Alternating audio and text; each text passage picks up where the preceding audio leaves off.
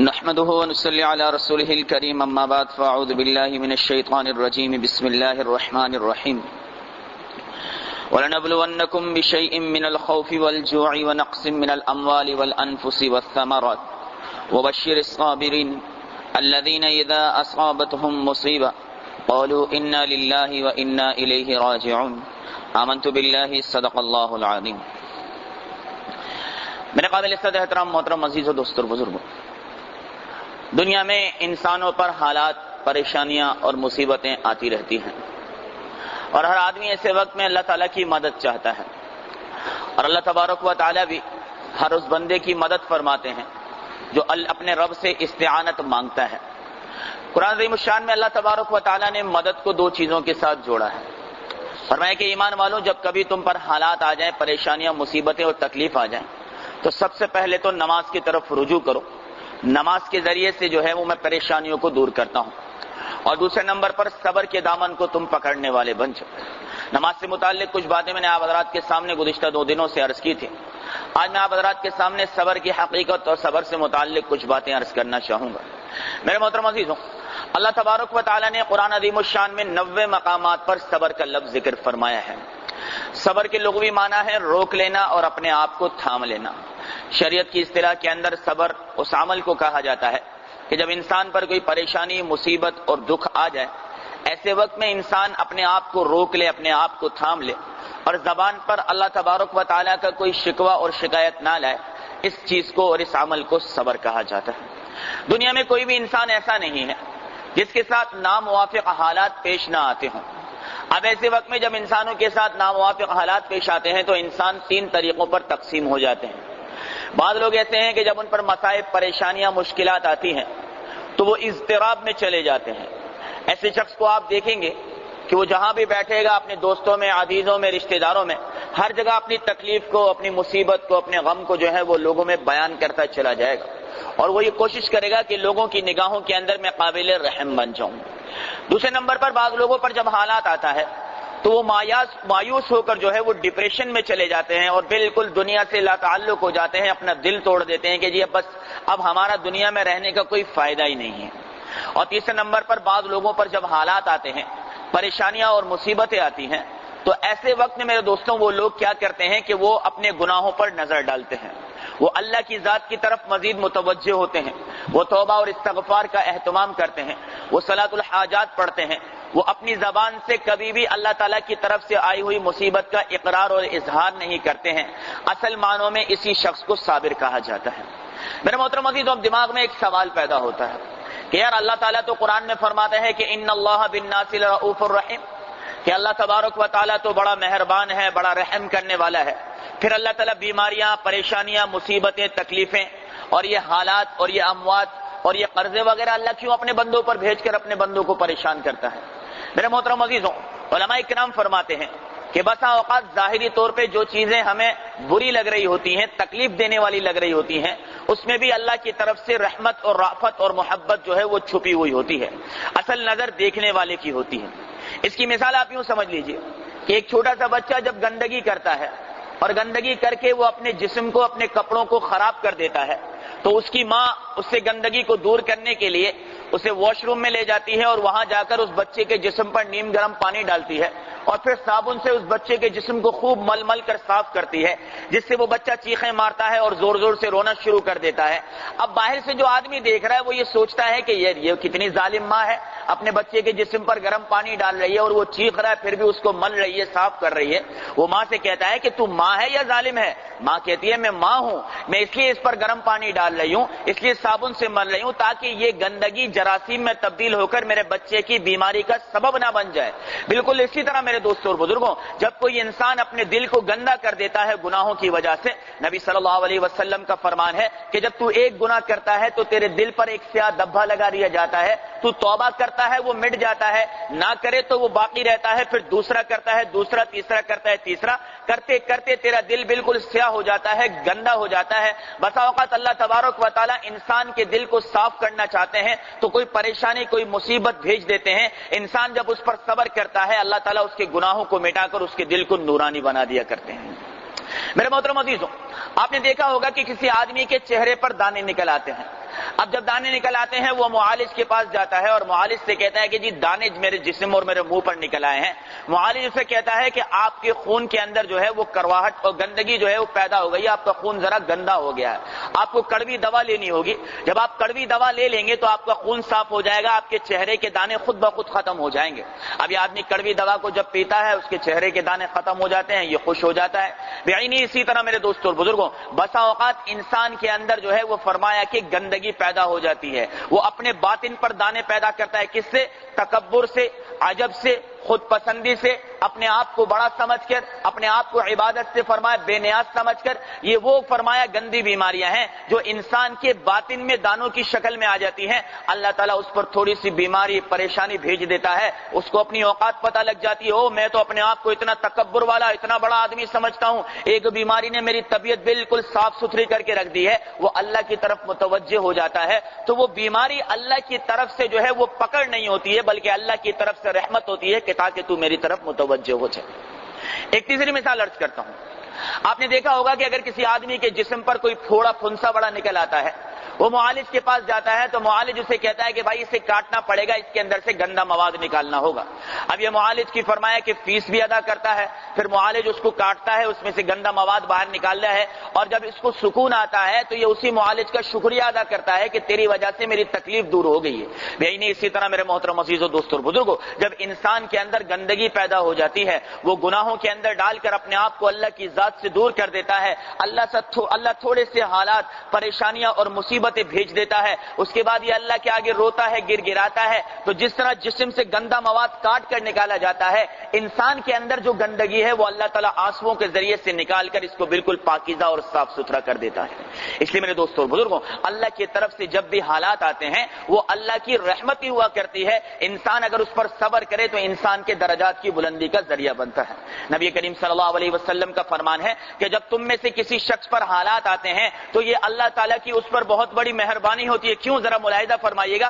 فرمایا اگر کوئی آدمی حالات کے آنے پر صبر کرتا ہے, اللہ تعالیٰ اسے اپنا مجتبی بنا لیتا ہے, اسے چن لیتا ہے لوگوں میں سے, اور جو آدمی مصیبتوں پر خوش ہوتا ہے اللہ تعالیٰ اسے مصطفیٰ بنا لیا کرتا ہے کہ یہ تو میرا مصطفیٰ ہے. اس لیے میرے دوستوں اور بزرگوں, نظر کی بات ہے کہ ہماری نظر کیا دیکھتی ہے. عبداللہ ابن مسعود رضی اللہ تعالی عنہ بہت بڑے محدث گزرے ہیں, کہتے ہیں کہ بالکل جب آخری وقت آیا تو بہت شدید بیمار پڑ گئے. اور عثمان بن عفان رضی اللہ تعالی عنہ کا زمانہ خلافت تھا, اور عثمان رضی اللہ تعالی عنہ ان سے ملنے آئے اور آ کر پوچھا کہ عبداللہ کیا حال ہے؟ تو کہنے لگا کہ حال تو تیرے سامنے ہے. تو کہا مسئلہ کیا ہے, معاملہ کیا ہے؟ فما تشتکی, پریشانی کیا ہے؟ تو کہنے لگا کہ ذنوبی, مجھے تو صرف اور صرف اپنے گناہوں کی پریشانی میرے ساتھ لگی ہے. تو پوچھا فما تشتہی, تو چاہتا کیا ہے؟ اس نے کہا رحمت و ربی, میں اپنے رب کی رحمت چاہتا ہوں عثمان, کہ میرا رب مجھ پر رحمت. حالانکہ بیمار ہیں لیکن کہہ رہے ہیں کہ گناہوں کی وجہ سے پریشان ہوں اور رب کی رحمت کے ذریعے سے ان کو معاف کروانا چاہتا ہوں. اور عثمان رضی اللہ تعالی عنہ نے بھیجا, فرمایا کہ عبداللہ کسی معالج کو بھیج دوں؟ کہنے لگا عثمان معالج نے ہی تو بیمار کیا ہے, اللہ تعالیٰ کی ذات سے بڑا کون طبیب ہے, بیماری اللہ ہی کے حکم سے آئی ہے, وہی اس کو ختم کر دے گا. اور عثمان بن عفان رضی اللہ تعالی عنہ نے فرمایا کہ عبداللہ بیت المال سے کوئی وظیفہ جاری کر دوں؟ تو فرمانے لگے کہ لا حاجت لی, مجھے اس کی کوئی ضرورت نہیں ہے. کہ اچھا تو بیت المال سے وظیفہ نہیں لینا چاہتا تو میں تیرے لیے کوئی ہدیہ بھیج دیتا ہوں اپنی طرف سے, کہ اس ہدیے کو اپنے پاس رکھ لے کہ تیرے بعد تیری بچیوں کو کام آئے گا. عبداللہ بن مسعود رضی اللہ تعالی عنہ نے فرمایا کہ عثمان, میں نے نبی صلی اللہ علیہ وسلم سے سنا ہے, من قرأ سورۃ الواقعۃ, جو آدمی روزانہ رات کو سورہ واقعہ پڑھے گا, لم تصبہ آفتن ابدا, اس پر کبھی بھی اللہ تبارک و تعالی واقعے کی کوئی مصیبت کو نازل نہیں کرے گا. تو یہ لوگ تھے میرے دوستوں جو اللہ کی طرف سے آئے ہوئے حالات پر صبر کیا کرتے تھے. آج ہمارا معاملہ تو بڑا عجیب ہے, اللہ نے ساری زندگی عیش و عشرت میں رکھا ہوگا, تھوڑے سے حالات اللہ کی طرف سے آئیں گے, ہم کہیں گے یار ہماری تو زندگی ایسی گزر رہی ہے, ہمیں تو کچھ ملتا ہی نہیں اللہ کی طرف سے, اللہ کا تو معاملہ ہی ایسا ہے. کہتے ہیں سلطان محمود غزنوی کا ایک غلام تھا جس کا نام تھا ایاز. سلطان محمود کو اس سے بڑی محبت تھی. وزیروں کو یہ بات ایک آنکھ نہیں بھاتی تھی. ایک دن ایک وزیر جو قریبی تھا کہنے لگا کہ سلطان بات کیا ہے؟ کہ دیکھ ہم وزیر ہیں, ہمارا حسب نسب, ہماری شکل, ہماری عقل, ہمارا عہدہ, ہمارا رتبہ سب ایاز سے بہت اونچا, یہ تو غلام ہے، اس کا کوئی آگے پیچھے کا پتہ ہی کوئی نہیں، لیکن جتنی محبت تجھے آیات سے ہے اتنی محبت اپنے وزیروں سے نہیں ہے، اس کی کیا وجہ ہے؟ سلطان محمود غزنوی بڑا فرمایا کہ دانا بادشاہ تھا، اس نے کہا کسی وقت پر اس کا جواب دے دوں گا۔ جب وزیروں کی نفرت بہت زیادہ آیات کے خلاف بڑھ گئی تو سلطان محمود نے سوچا کہ آج ذرا ان کی اصلاح کر ہی لائے۔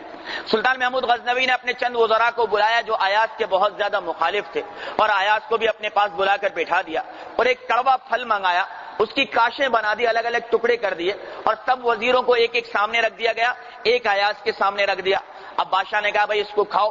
اب سارے وزیروں نے جیسے ہی اس کو منہ میں ڈالا تو فوراً تھوک دیا، کہا بہت کڑوا ہے، ہم نہیں کھا سکتے ہیں، لیکن ایاز نے جب اس کو اپنے منہ میں ڈالا تو مزے لے لے کر اس کو کھانے لگا۔ سلطان محمود نے کہا ایاز کیا بات ہے، سارے وزیروں نے تو اس کی کڑواہٹ منہ میں محسوس کر کے پھینک دیا، تجھے کڑوا نہیں لگ رہا؟ کہا بادشاہ سلامت کڑوا ضرور ہے۔ تو کہا پھینکا کیوں نہیں؟ ارے کہا ساری زندگی جس بادشاہ کے ہاتھ سے میٹھا کھانے کو ملا ہے، اگر ایک ٹکڑا کڑوا مل گیا تو اسے پھینکنے سے کیا حاصل ہونے والا ہے؟ تو جس رب نے عزت دی، دولت دی، اولاد دی، جس نے معاشرے میں مقام دیا، جس نے علم دیا، جس نے حسن و جمال دیا، جس نے جوانی دی، کوئی نہ کوئی نعمت تو کسی نہ کسی کو دی۔ اب اسی رب کی طرف سے تھوڑے سے حالات آ جائے میرے دوستوں اور بزرگوں تو اس کے شکوے شکایت کرنا یہ تو کہیں کی بھی سمجھ میں آنے والی بات نہیں ہے۔ اور صبر پھر ایسی چیز نہیں ہے کہ آ گئی تو کر دی، اللہ نے حکم دیا ہے یا ایھا الذین آمنوا استعینوا بالصبر والصلاۃ، اے لوگوں جب مصیبت پریشانی آئے تو نماز اور صبر کے ذریعے سے مدد حاصل کرو۔ یا ایھا الذین آمنوا اصبروا والصابروا، اے ایمان والو صبر کرو اور استقامت کے ساتھ جمے رہو۔ ایسا کیوں ہے؟ اس لیے کہ ان اللہ مع الصابرین، اللہ صبر کرنے والوں کے ساتھ ہے، واللہ یحب الصابرین، اللہ صبر کرنے والوں کو پسند کرتا ہے۔ انما یوفی الصابرون اجرهم بغیر حساب، اللہ صبر کرنے والوں کو بغیر حساب کتاب کے جنت میں داخل کرے گا۔ والملائکۃ یدخلون علیہم من کل باب سلام علیکم بما صبرتم فنعم عقبی الدار، اور صبر کرنے والوں کے فرمایا کہ جب جنت میں داخلہ ہوگا تو فرشتے سارے جنت کے دروازے کھول کر اس صابر کے پاس آئیں گے اور اسے اس کے صبر پر امن اور سلامتی کی دعائیں دینے والے بن جائیں گے۔ نبی صلی اللہ علیہ وسلم کا فرمان ہے الصبر ردائی، الصبر ردائی، صبر میری چادر ہے۔ اور آپ صلی اللہ علیہ وسلم نے فرمایا کہ وَعْلَمْ أَنَّ النَّصْرَ مَعَ الصَّبْرِ، اے لوگوں جان لو اللہ کی مدد ہمیشہ صبر کرنے والوں کے ساتھ آتی ہے۔ سیدنا عمر ابن خطاب رضی اللہ تعالی عنہ فرماتے ہیں خبر عیش ادرکناہ مع الصبر، کہ لوگوں ہم نے جب بھی فرمایا کوئی خوشخبری سنی ہے اس سے پہلے ہم نے مصیبت اور تکلیف پر صبر کیا ہے، اس صبر کے بعد ہی اللہ تعالیٰ نے ہمیں بہت بڑی خوشخبریاں عطا فرمائی ہیں۔ تو آپ صلی اللہ علیہ وسلم نے کیا فرمایا؟ الصبر ردائی، صبر میری چادر ہے۔ جس طرح چادر انسان کو سردی اور گرمی سے محفوظ رکھتی ہے، اس طرح جب انسان حالات کے آنے پر صبر کرتا ہے تو یہ صبر انسان کو ہر طرح کی تکلیفوں سے نجات عطا فرماتی ہے۔ اس لیے مسلمانوں کا معاملہ ساری دنیا سے الگ ہے۔ آپ دیکھیں کہ کوئی غیر مسلم ہے، کوئی فرمایا انگریز ہے، یہودی ہے، عیسائی ہے، نصارے ہے، اس کے اوپر حالات آئیں گے، اوپر سے چھلانگ مارے گا، مر جائے گا، اپنے آپ کو کاٹے گا، مر جائے گا۔ لیکن جب مسلمان پر حالات آئیں گے وہ قرآن کا مطالعہ کرے گا، وہ کہے گا وہ حالات کس پہ آتے تھے۔ اللہ اکبر۔ حضرت ابو ہریرہ رضی اللہ تعالی عنہ فرماتے ہیں ایک مرتبہ ایک شخص نبی کریم صلی اللہ علیہ وسلم سے ملنے آیا۔ اللہ کے رسول صلی اللہ علیہ وسلم سو رہے تھے، آپ صلی اللہ علیہ وسلم کے چہرے پر جو ہے وہ پریشانی اور دکھ کے آثار تھے۔ اس صحابی نے پوچھا یا رسول اللہ آپ کو کوئی پریشانی ہے؟ اللہ کے رسول نے فرمایا کہ 3 دن سے کھانا نہیں کھایا ہے، یہ بات عرض کر دی۔ اس نے جب سنا تو اس کا دل بے چین اور بے قرار ہو گیا، خود کچھ نہیں تھا، باہر گیا اور جا کر ایک یہودی کے کنویں سے پانی نکالا، ہر ڈول کے بدلے میں اس کو ایک ایک کھجور ملنے لگی۔ اس نے بہت ساری کھجوریں جمع کر کے اللہ کے رسول صلی اللہ علیہ وسلم کے قدموں میں لا کے رکھ دی کہ یا رسول اللہ یہ میری طرف سے ہے۔ اللہ کے رسول نے اس کے چہرے کو دیکھا، مسکرائے، فرمایا یہ میری محبت کی وجہ سے کیا ہے؟ کہا جی ہاں یا رسول اللہ آپ کی محبت کی وجہ سے کیا ہے۔ تو کہا پھر تیار ہو جاؤ، خدا کی قسم جو مجھ سے محبت کرنے والے ہیں ان پر مصائب اور تکلیفیں ایسے آئیں گی جیسے کہ پہاڑ کے اوپر سے پانی تیزی سے نیچے آیا کرتا ہے۔ تو میرے دوستوں عافیت میں فرعون نے زندگی گزاری ہے، بغیر تکلیف کے نمرود رہا ہے، بغیر مصیبت کے جو ہے شداد رہا ہے، اور بغیر مصیبت کے بڑے بڑے کفار ابو جہل وغیرہ رہے ہیں۔ ارے تکلیفیں تو میرے دوستوں نبی کریم صلی اللہ علیہ وسلم نے فرمایا اٹھائی ہیں، ایسی اٹھائی ہیں۔ ایک مرتبہ اللہ کے رسول صلی اللہ علیہ وسلم جو ہے ایک باغ میں تشریف لے گئے، حضرت عبداللہ رضی اللہ تعالی عنہ ساتھ تھے۔ اللہ کے رسول نے ایک کھجور اٹھایا، اس کو صاف کر کے اپنے منہ میں ڈالا، وہ کھجور ذرا میلی تھی۔ حضرت عبداللہ کو فرمایا عبداللہ کیا تو نہیں کھایا؟ آئے گا؟ کہا یا رسول اللہ مجھے بھوک نہیں ہے۔ اللہ کے رسول نے فرمایا عبداللہ ہذہ صبح رابعۃ ما ذقت شیئا، آج چوتھی صبح ہے کہ میرے پیٹ میں کوئی ایک دانہ بھی نہیں گیا ہے۔ تو سوچو میرے دوستوں اور بزرگوں کے مصائب کس پر آئے، تکلیفیں کس پر آئی، پریشانیاں کس پر آئی، اس لیے اس پر صبر کر کے اپنے آپ کو نبی کے ساتھ جوڑ دیجئے، اپنے آپ کو آپ صلی اللہ علیہ وسلم کے طریقے پر جوڑ دیجئے۔ صبر میں کبھی مصائب اور تکلیفوں میں کبھی بھی بے صبری اور زبان پہ شکوے شکایت لا کر اپنے اجر کو ضائع مت کیجئے۔ ارے اللہ تعالیٰ نے تو ہمیں نور علی نور پیدا کیا ہے، دو فرمایا کہ 2 in 1 اللہ نے پیدا کیا ہے۔ تو اچھے حالات کے اندر ہے، شکر گزاری کرے گا تو بھی جنت میں جائے گا، تو برے حالات میں ہے، صبر کرے گا تو بھی جنت کے اندر جانے والا بنے گا۔ میرے محترم عزیزو دوستو اور بزرگوں، انسان بسا اوقات اپنے اوپر جو حالات لاتا ہے وہ خود اپنی دعاؤں سے بھی لاتا ہے۔ ایک قصہ نظر سے گزرا ہے، کتاب تو میرے پاس موجود ہے لیکن میری ذہن کے اندر نام نہیں آ رہا ہے۔ کہتے ہیں حضرت عیسیٰ علیہ السلام کے زمانے کے اندر ایک شخص مر گیا، ابھی مرا ہی تھا کہ تھوڑی دیر کے اندر اللہ کے حکم سے اس کا پیٹ پھٹ گیا اور جانور اس کو نوچ نوچ کے کھانے لگے۔ حضرت موسیٰ علیہ السلام جو ہے وہاں سے جب گزرے، موسیٰ علیہ السلام نے جب اس شخص کو دیکھا تو فرمانے لگے یہ تو بڑا نیک آدمی تھا، بڑا پرہیزگار آدمی تھا، اللہ کا یہ معاملہ، اللہ تعالیٰ کے کلیم تھے، اللہ سے بات کیا کرتے تھے۔ اللہ تعالیٰ سے پوچھا یا باری تعالیٰ یہ تو تیرے نیک بندوں میں شمار ہوا کرتا تھا، مرنے کے بعد اس کا اتنا برا حشر تو نے کر دیا۔ اللہ تبارک و تعالیٰ نے فرمایا موسیٰ اس نے ہم سے بہت بلند مقام مانگا تھا، بہت اونچا مقام مانگا تھا، لیکن اس کی عبادتیں اس قابل نہیں تھی کہ اس کے بدلے میں اسے اس مقام پر پہنچا دیا جائے، لیکن ہمیں اس سے محبت تھی، ہمیں اسے وہ مقام دینا چاہتے تھے، ہم نے دنیا میں تھوڑی سی تکلیف دے کر یہ فیصلہ کر دیا اس تکلیف کے بدلے میں اسے قیامت کے دن بلند مقام عطا فرما دیں گے۔ یہ اللہ کی ذات ہے میرے دوستوں۔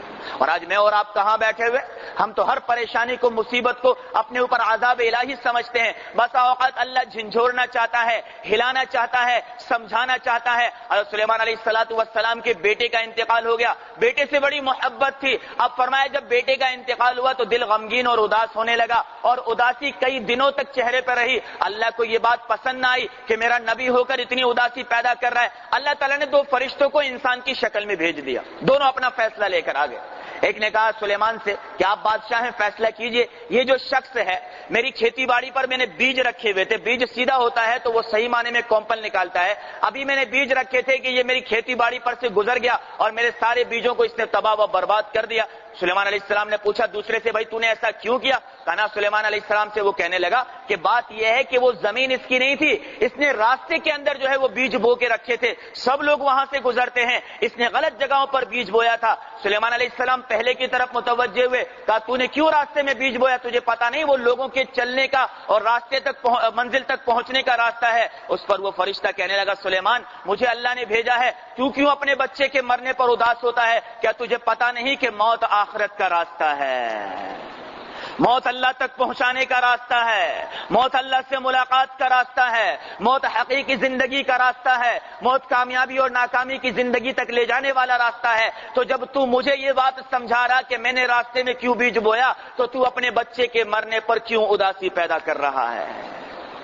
عبداللہ بن مبارک رحمت اللہ علیہ کے یہاں ایک بچے کا انتقال ہو گیا، اداسی چہرے پر آئی۔ ایک ملنے والے اللہ والے ہے، محدث تھے، لوگ دوست بھی محدث تھے، آ کر کہنے لگے عبداللہ تجھ سے زیادہ بات تو نہیں کروں گا، ایک ہی بات کروں گا کہ تو آج اپنے بچے کی موت پر وہ کام کر لے جو بے وقوف آدمی 5 دن کے بعد ضرور کرتا ہے۔ کا کیا؟ کا صبر کر لے، پہلے دن جو صبر کرتا ہے یہ صبر اللہ کو پسند ہے، ورنہ 5 دن بعد تو خود بخود صبر کرنی ہی پڑ جاتی ہے۔ تو میرے محترم عزیز و دوستوں اور بزرگوں، اللہ تبارک و تعالی ہم سب کو اچھے حالات میں رکھے۔ ہم کمزور ہیں میرے دوستوں، اللہ تعالیٰ سے مصائب پریشانیاں مانگنی نہیں چاہیے، لیکن جب آ جائے تو اس پر صبر کر لینا چاہیے۔ میں نے پہلے یہ بات عرض کی، اللہ کوئی ظالم نہیں ہے، اللہ نے تو قانون بنایا ہے کہ لا یکلف اللہ نفسا الا وسعها، تجھ پر اتنی سختی، اتنی پابندی، اتنی عبادت، اتنے معاملات، حالات، پریشانیاں، مصیبتیں، بیماریاں نہیں بھیجوں گا جو تیری طاقت میں نہ ہو، لیکن جتنا بھیج رہا ہوں اتنا تو برداشت کر سکتا ہے۔ اگر تو اس کو برداشت نہیں کرے گا اور تیری زبان یہ کہے گی کہ میں اس تکلیف کے قابل نہیں تھا، تو تو اللہ کو ظالم کہنے والا بن جائے گا، نعوذ باللہ من ذالک۔ اس لیے میرے دوستوں اور بزرگوں، صبر کے علاوہ میرے اور آپ کے پاس کوئی چارہ کار بھی نہیں ہے، اور صبر پر اللہ تعالیٰ نے بڑے بڑے وعدوں کا اجر کا وعدہ فرمایا ہے۔ کہیں فرمایا میں تیرے ساتھ ہو جاؤں گا، کہیں فرمایا محبت کروں گا، کہیں فرمایا بغیر حساب کتاب میں جنت میں داخل کر دوں گا۔ قیامت کے دن اللہ کے رسول صلی اللہ علیہ وسلم نے فرمایا ایک فرشتہ اعلان کرے گا وہ لوگ کہاں ہیں جنہیں دنیا کے اندر تکلیفیں، مصیبتیں، پریشانیاں آئی ہیں۔ اب ہر آدمی دوڑا ہوا آئے گا، میں بیمار ہو گیا تھا، میں یہ پریشانی تھی، میں قرض دار ہو گیا تھا، مجھے لوگوں کی بڑی باتیں سننی پڑی، حتیٰ کہ فرمایا جائے گا وہ شخص کہاں ہے کہ جسے چلتے چلتے ٹھوکر لگی اور اس نے ٹھوکر کے لگتے کے ساتھ ہی اللہ کا نام لے کر صبر کیا۔ ایک شخص اس حالت میں بھی آ جائے گا، اللہ تعالیٰ فرمائے گا پہلے انہیں جنت میں لے جاؤ، اس کے بعد حساب کتاب کا معاملہ شروع کیا جائے گا۔ اور ایک بڑی عجیب بات آپ حضرات کو بتا کر بیان کا اختتام کرتا ہوں۔ اگر یہ آدمی چاہتا ہے کہ ایک تکلیف مصیبت مجھے 5 سال 6 سال 10 سال پہلے آئی ہے لیکن اب تک مجھے اس پر اجر و ثواب ملتا جائے تو آپ صلی اللہ علیہ وسلم نے فرمایا کہ انسان جب کبھی بھی اپنی مصیبت تکلیف کو یاد کر کے انا للہ و انا الیہ راجعون پڑھے گا، اللہ تعالیٰ 5 سال 6 سال بعد بھی اسے اتنا ہی ثواب دے گا جتنا پہلے دن اسے ثواب عطا فرمایا تھا۔